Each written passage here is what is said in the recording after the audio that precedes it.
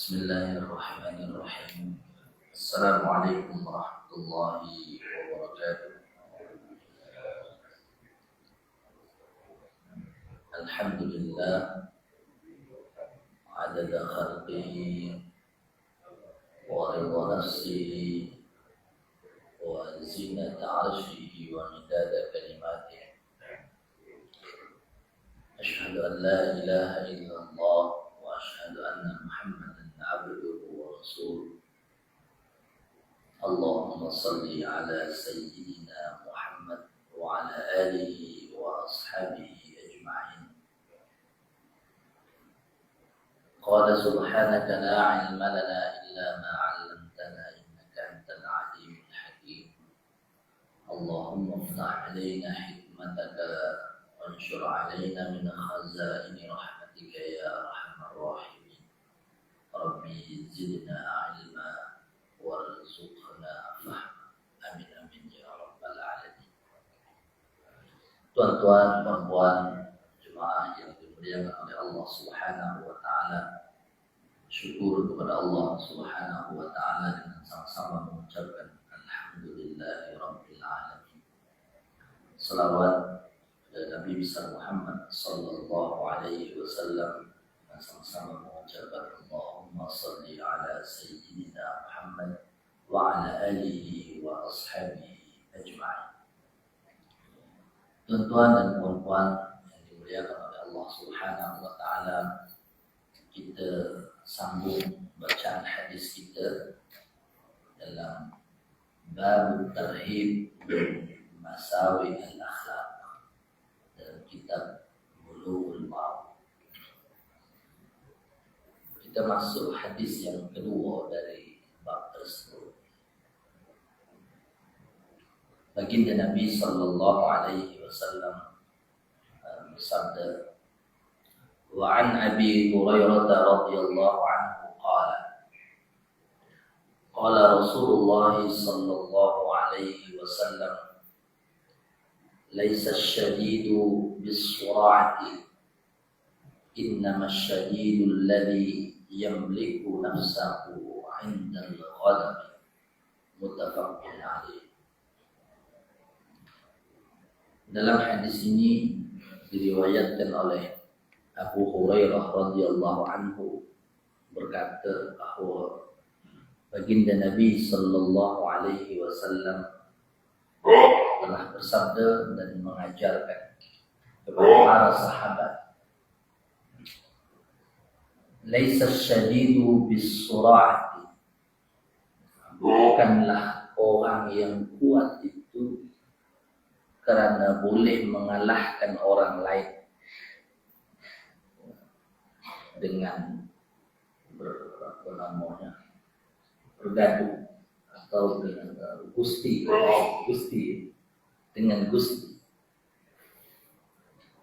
Tetapi kata baginda Nabi, innamasy syadidu, sesungguhnya orang yang kuat itu adalah alladzi yamliku nafsahu 'indal ghadab, boleh menahan dirinya ketika marah, atau boleh menguasai dirinya ketika dia marah. Ini juga adalah beberapa perbahasan tentang jiwa kita manusia secara fitrahnya, dan agak sukar juga nak kita kawal dan kita belajar. Maka dikatakan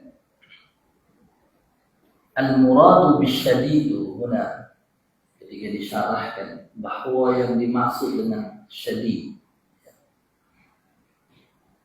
huna syiddatul quwwah al-ma'nawiyah, maknawi, bukan yang sesungguhnya. Oleh itu wahiyya mujahadatun nafsi, menahan, berusaha semaksimum yang kita boleh menahan nafsu kita. Wa imsakuha 'inda syarri, dan menahannya dalam keadaan mana mungkin ini membahayakan maka di akhir daripada syarahan tersebut dikatakan dalam syarahnya anna mujahadatan nafsi asyaddu min mujahadatil adu. Maknanya melawan hawa nafsu itu lebih dahsyat, lebih hebat berbanding melawan musuh. Maka dalam kitab ini ketika disyarah hadis ini, kekuatan yang sesungguhnya adalah kemampuan kita untuk mengawal diri kita.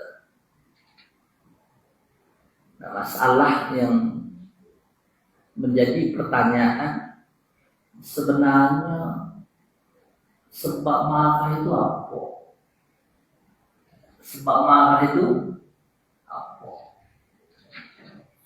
Kita naik kereta, ya, orang di sebelah, ya, mungkin ada line dia, lalu tiba-tiba mungkin satu kereta sebelah masuk line sebelah dalam kereta, kita angkat tangan kita.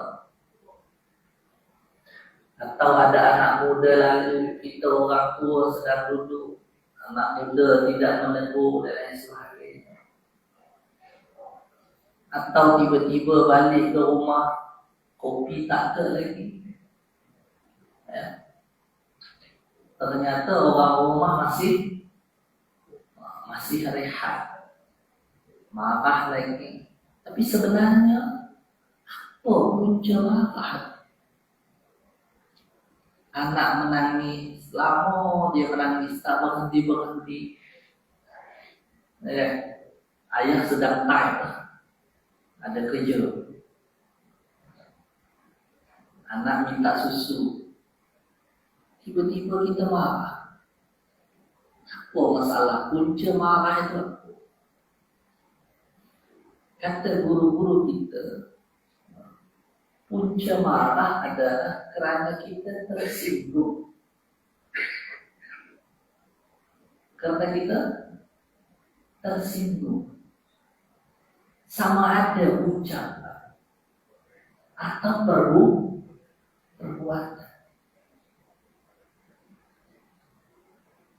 Maka kalau kita boleh merasa bahwa sesuatu itu sudah ditentukan oleh Allah Subhanahu wa Ta'ala. Ya, punya anak, dia suka nangis. Ya kita ridho saja dengan dia memang suka menangis. Tapi kita tak boleh kata macam tu, Ustaz. Asal anak orang lain diam je. Nah, atau cucu orang lain menurut saja. Atau kalau jumpa dengan orang ramai, ya, anak seorang tu ambil tangan dia, cium tangan dengan yang tua. Ini anak Ustaz ketika jalan, Ustaz. Dia tak sapa orang. Tiba-tiba kita tersinggung. Walhal, setiap saya sampaikan dalam bab fikih, seseorang itu dikatakan berakal, tamyiz, boleh membezakan mana yang benar, mana yang salah. Masalah yang kita hadapi budak-budak di bawah 7 tahun. Tak ada taklif lagi bagi dia. Tiba-tiba kita marah. Kita bawa anak perempuan. Contohnya, anak saya perempuan masih kecil, tak tahu macam mana. Pergi ke pasar. Tiba-tiba dia jumpa dengan makanan. Tiba-tiba emak dia ambil pukulan. Emak tersinggung dengan perbuatan anak. Oleh itu, kata guru-guru kita, punca dari marah adalah tersinggung. Puncanya. Oleh itu, kalau tersinggung kita dah tahu maknanya. Sekarang boleh kita mengatur diri kita sehingga ceramah panjang sana. Apa benda? Maka kata dalam syarahan ini, walau disebutkan wa haqiqatul ghadabi, hakikat marah itu adalah harakatun nafsi. Jiwa kita itu bergolak ila kharijil jasadi, keluar daripada jasad kita. Maknanya dia di dalam tubuh kita li iradatil intiqam, kerana untuk membalas. Anak menangis tak diam-diam, tiba-tiba kita tersinggung. Yang di dalam kita lagi itu, ayah keluar ambil rotan.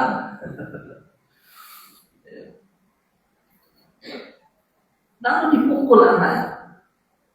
Lalu kita katakan diam. Atau mungkin kita sedang di office dan lain sebagainya, jumpa dengan berbagai, tak boleh diam dan lain sebagainya. Tiba-tiba kita katakan diam. Kenapa? Oleh itu harakatun nafsi, pergolakan jiwa kita yang ada di dalam. Kalau bahasa mudah kita tadi tersinggung. Lalu kita zahir, itulah disebut sebagai marah. Maka dalam satu majelis, ya, seorang ulama yaitu Al-Imam Asy-Syafi'i, ya, rahimahullah, berjumpa dengan jemaah selepas pengajian, ya, salam. Biasanya kan ada salam, cium tangan ulama besar. Lalu kata murid-muridnya, ya Al-Imam, orang ini di belakang Anda itu berbincang tidak itu tentang Anda. Berbicara buruk tentang Anda. Ya baguslah. Berarti saya punya wibawa. Di depan saya tak berani. Di belakang saya dia berani.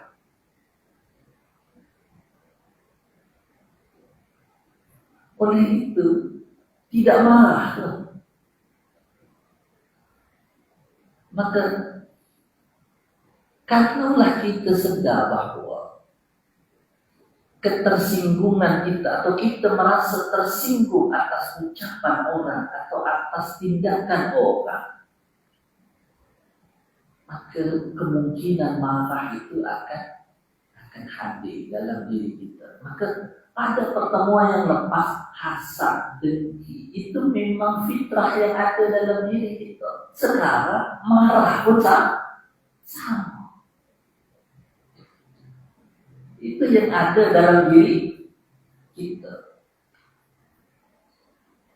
Yang ditanya kepada kita adalah respon atas apa yang dilakukan orang lain atau atas apa yang diucap orang lain. Respon kita. Oleh itu, marah ada tak dalam diri kita? Ada. Yang pada pertemuan yang lepas, hasad dengki ada. Sifatnya itu ada. Yang sekarang yang perlu kita ingat adalah bagaimana respon kita. Kalau tuan dan puan misalnya masak, misalnya puan masuk di dapur, masak, lalu tiba-tiba ya di atas meja masih ada pinggan, ada barang-barang macam-macam lah, ada sudu, lantai belum bersih, Tiba-tiba tuan-tuan keluar daripada dapur, tengok suami pegang handphone, asyik je balas mesej. Agak-agak marah tak? Ya, di atas meja pinggan masih banyak, angkatlah pinggan tu. Ya kan? Angkatlah pinggan tu. Maknanya kita tersinggung atas perbuatan.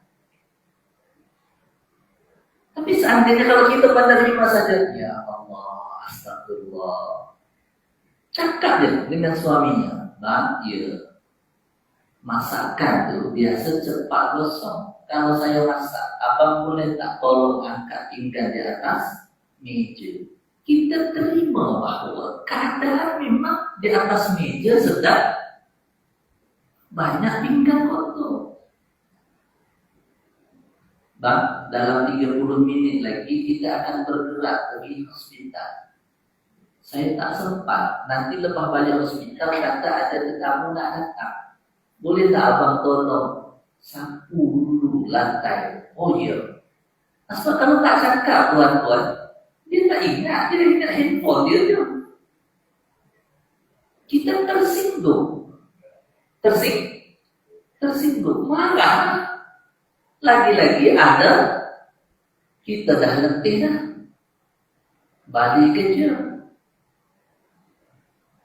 Balik kerja. Baru sampai rumah anak menangis. Mama minta susu. Dari tadi ayah awak di rumah, kenapa tak minta susu?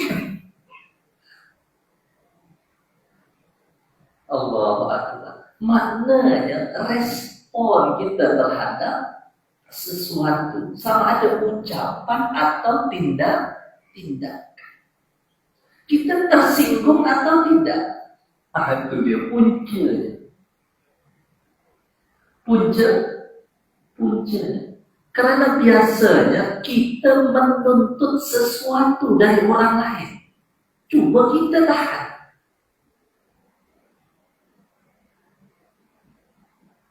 Kita menuntut sesuatu. Maka ke dalam kitab ini disyarahkan, kalau kita marah, yatarattabu alaihi taghyir al-batin wal-zahir.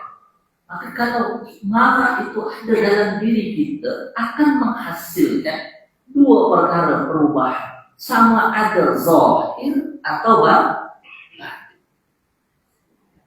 Apa kata beliau? Wal-zahir kataghyir al-lawn. Muka merah.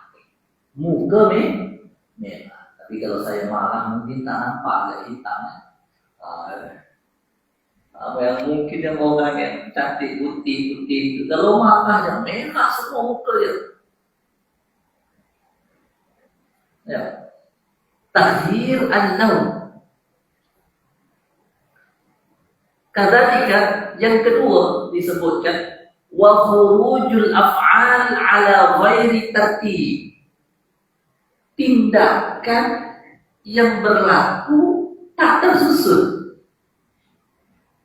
Mestinya dia nak ambil pinggan di atas meja, ternyata terambil sesuatu, jatuh lagi, perang tambah marah lagi. Allahu Akbar. Mestinya dia nak keluar daripada dapur, isteri tadi, nak ambil pinggan. Tiba-tiba tengok suami, senang dulu je dari tadi, nak ambil pinggan tak jadi. Akhirnya tersentuh yang lain, jatuh, perang, marah lagi. Allahu Akbar walillah.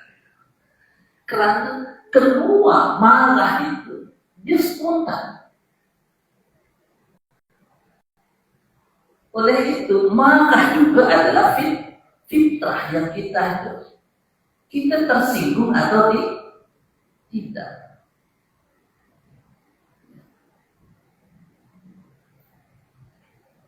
Maka yang lebih menyakitkan adalah yang zahir, ya, taghyir al-zahir itu, al-af'al misalnya bid-darbi, dengan memukul. Ya tadi. Ya.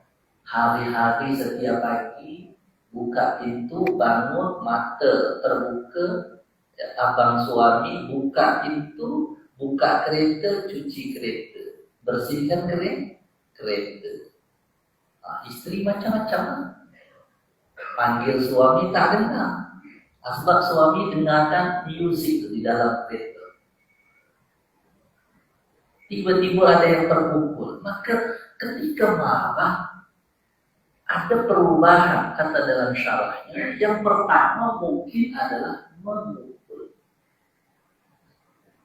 Yang kedua, meningkat daripada memukul adalah menyakiti.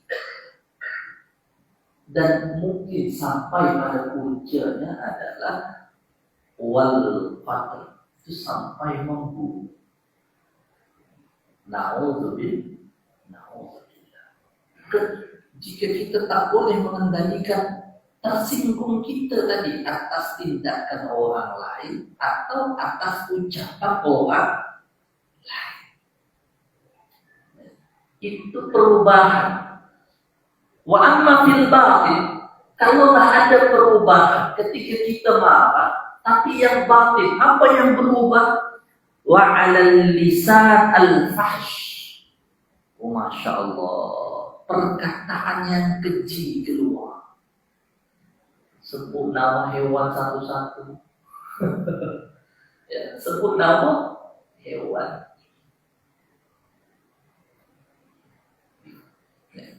Ada juga wasyata, memaki atau hinaan atau celaan.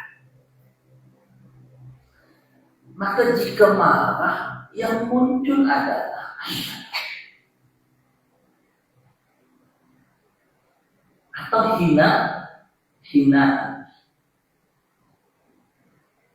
Anak yang baik biasanya dapat nombor 1 sebab sering menangis. Lalu kita sebut anak nakal, macam-macam. Walhal, dalam mana-mana ilmu, ucapan emak paling menakutkan. Emak yang ucap lagi, anak nakal, Allah, takut tuan-tuan. Anak tak nurut, Allah. Di dalam bawah sadar anak kita sebenarnya sedang kita judge dia anak tidak menurut. Padahal emak marahnya atau ayah marahnya.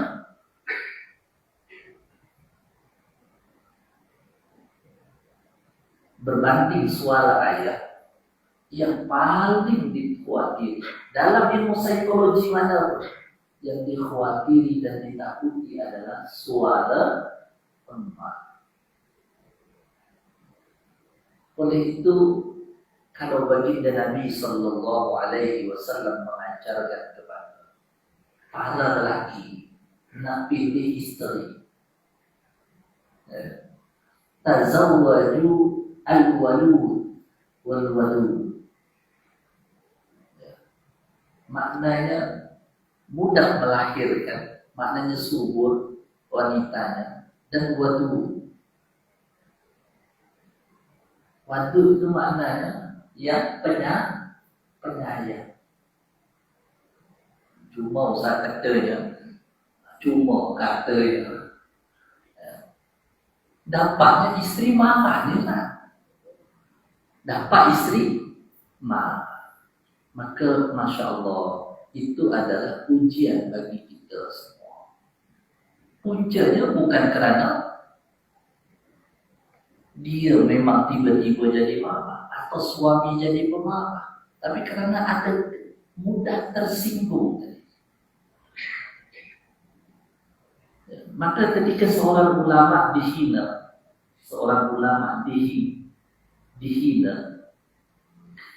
tapi dia tidak marah. Tiba-tiba orang yang menghina tadi bertanya, "Ya Syekh, saya sudah menghina Anda, kenapa Anda tidak marah?" Lalu dia katakan, kalau saya belajar qadha dan qadar,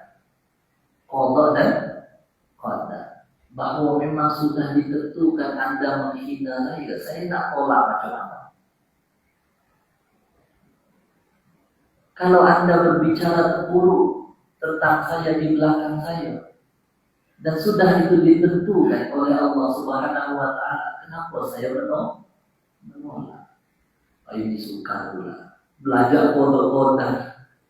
Kita anggap belajar kodok-kodok hanya yang berlaku. Ternyata dalam bab al-kodok pun sama. Maka wajar yang kita selalu dengar daripada guru-guru kita yang diajarkan. Seorang sahabat datang kepada baginda Nabi Sallallahu Alaihi Wasallam. Ya Rasulullah, ausi, beri saya wasiat dan nasihat yang terbaik. La taghdab, jangan marah. Ya Rasulullah, ausi, la taghdab. Faraddada miraran. Diulang-ulang nasihat baginda Nabi Sallallahu Alaihi Wasallam. La taghdab.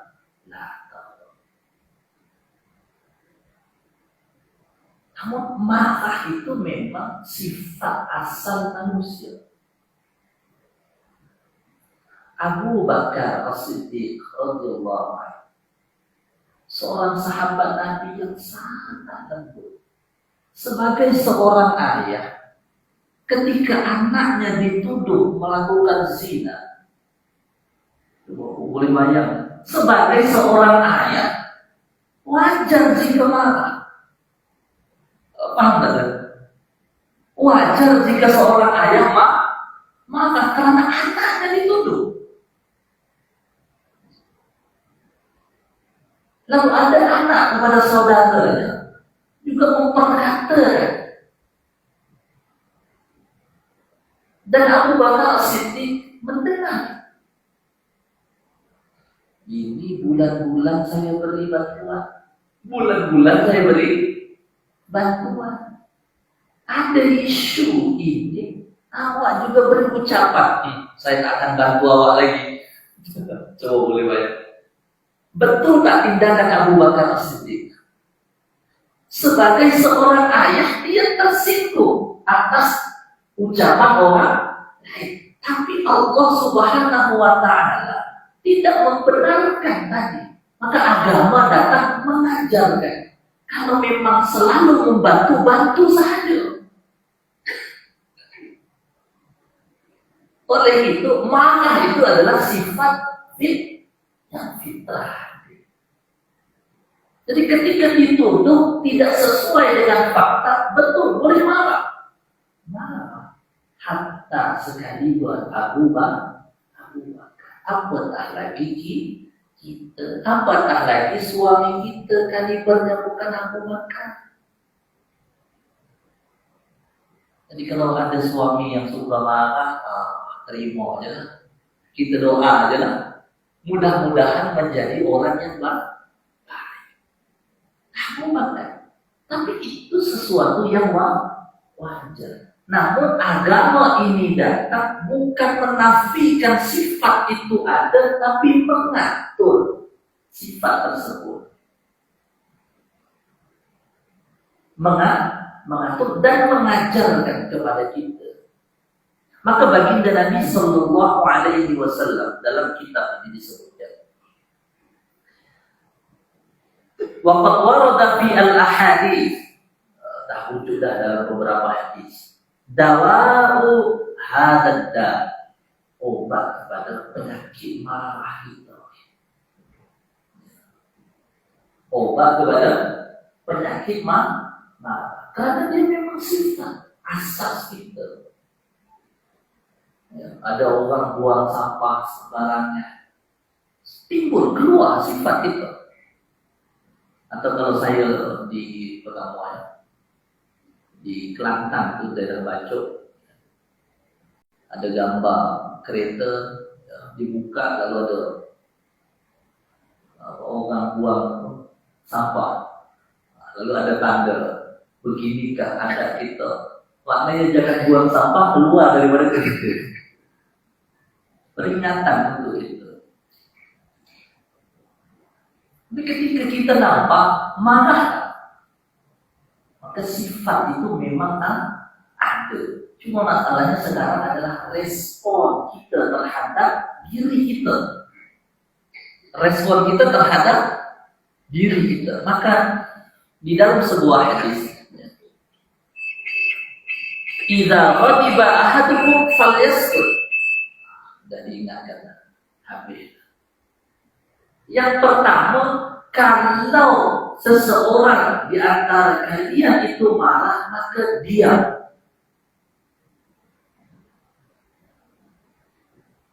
Karena kita tak boleh menahan diri kita, yang paling utama adalah diam. Itu yang pertama. Yang jadi bergaduh dan tersinggung adalah istri keluar daripada dapur, tengok suaminya pegang gadget saja, handphone saja.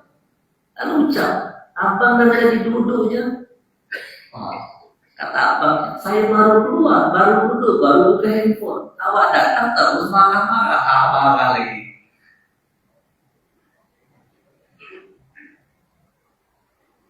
Ya, coba. Maka ucapan tadi, as-sukut, kalau dia ada, yang pertama adalah as-sukut. Ini ajaran baginda Nabi Sallallahu Alaihi Wasallam. Itu yang pertama. Yang kedua, wa akhraja Ibni Abi ad-Dunya, idza ghadiba ahadukum faqala a'udzu billah. Maka a'udzu billah. Biasalah kalau kita sebut a'udzu billahi minasyaitonir rajim. Atau kita sebut alhamdulillah kan. Astaghfirullahaladzim bang. Ya, astagfirullahaladzim. Asbab ketika kita marah, ya, ketika kita marah, oksigen yang ada di dalam otak kita itu habis. Maka untuk membuka itu adalah beristighfar. Astaghfirullahaladzim. Sekali tak cukup. Astaghfirullahaladzim. Ulang lagi. Astaghfirullahaladzim. Ada yang mengajarkan 3 kali, ada yang mengajarkan 7 kali.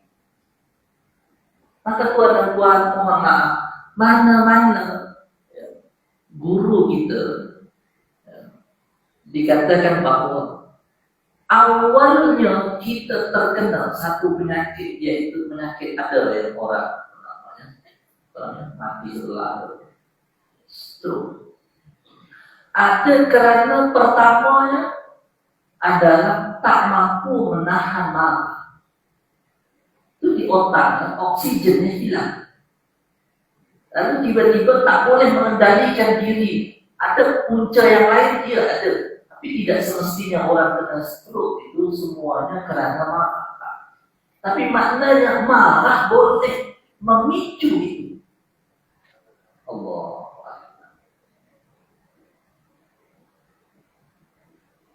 Kerana puncanya di belakang itu marah. Maka bersyukurlah, ya.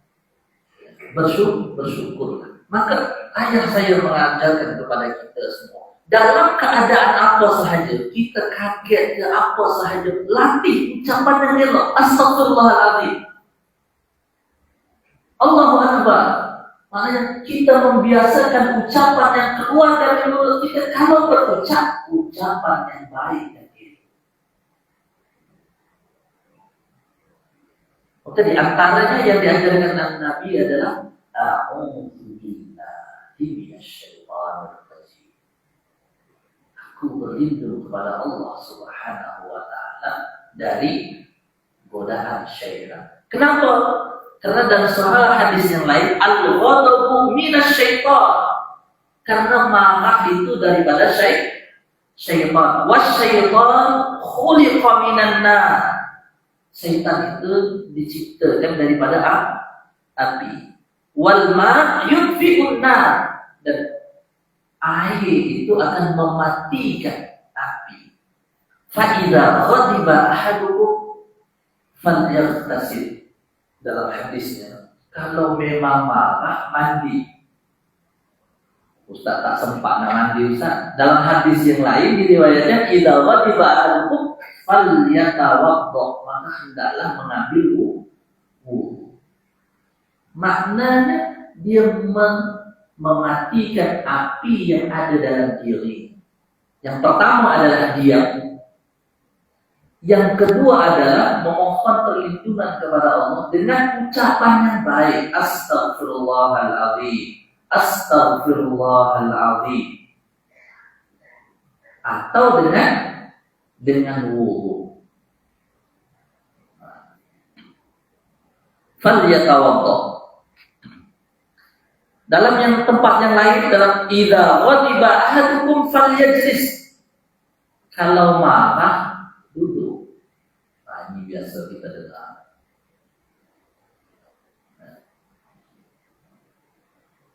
Fa idza dhahaba 'anhul ghadab,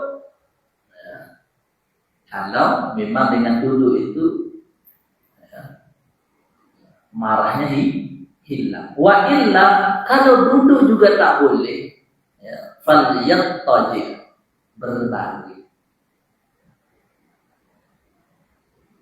Nah, kata Ustaz, duduk. Nah, ketika suami marah, istrinya duduk. Kenapa duduk? Saya minta awak ambil kopi. Istri masih marah lagi, berbaring. Kenapa malah berbaring? Allahu Akbar walillah. Kita tersinggung atas tindakan atau ucapan orang lain. Maka setidaknya ada 4 langkah itu yang diajarkan oleh baginda dengan berbagai hadis-hadis yang lain. Maka Al-Imam Izzuddin Abdus Salam dalam kitabnya misalnya Syajaratul Ma'arif, Syajaratul Ma'arif, ini mengajarkan tentang ucapan, tindakan. Jadi kalau tuan-tuan semua nak membaca kitab itu seperti kita tadabbur ayat Al-Quran Al-Karim, tentang faslun fi kadmil ghaib, menahan amarah. Beliau mengutip sebuah ayat Al-Quranul Karim sebagai penutupnya. Wal kadhimina al-ghaib, dan orang-orang yang menahan amarahnya. Wal 'afina 'anil nas, dan memaafkan orang lain. Wallahu yuhibbul muhsinin, sesungguhnya Allah Subhanahu wa taala mencintai orang-orang yang melakukan kebaikan. Allahu akbar walillahil hamd.